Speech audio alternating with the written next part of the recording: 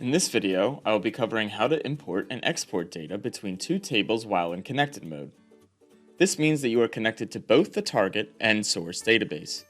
For this demo, I'm going to be moving data from a SQL Server database to a MySQL database. First, I'm going to establish connection to both databases. The easiest way to move data is to simply drag the table from the source to the target database.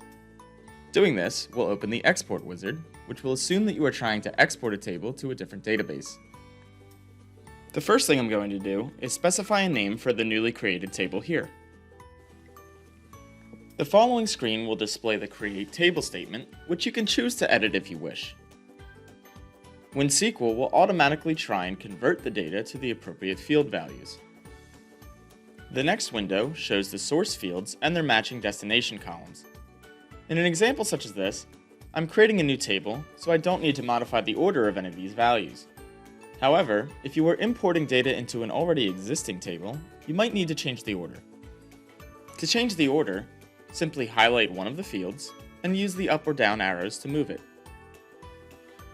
You'll notice that after moving customer ID, it now matches up with the company name field. This means that the values for customer ID will be placed into the company name value on the target database. However, for this example, I want everything to match, so I'm going to leave everything as default. The final screen allows you to save these steps as a template for use later. Now that I've finished, I can go to my destination database and see the new table. Now that we've seen how to drag and drop tables across databases, let's look at a different way to export data. Another option is to use a select query to export the data to another database. The benefit of this is that not only can you use a where clause to restrict the data, but you can also change the format of the result and even join multiple tables and export the results of that. I'm going to paste a select query here and then export the results of it to my other database. To do this, I'm going to select this drop-down arrow and choose Export Results from the menu.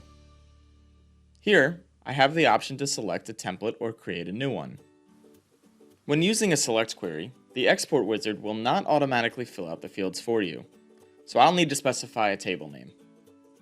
Next, it will ask for the connection parameters to the destination database. On this screen, I see a create table statement, which is based on the results set of the select query in your source. You can also modify this here.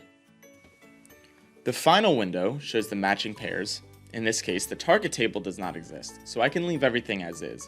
However, if the target table does exist, you can feel free to modify these options. And now if I go to my target database, I will see the new table here.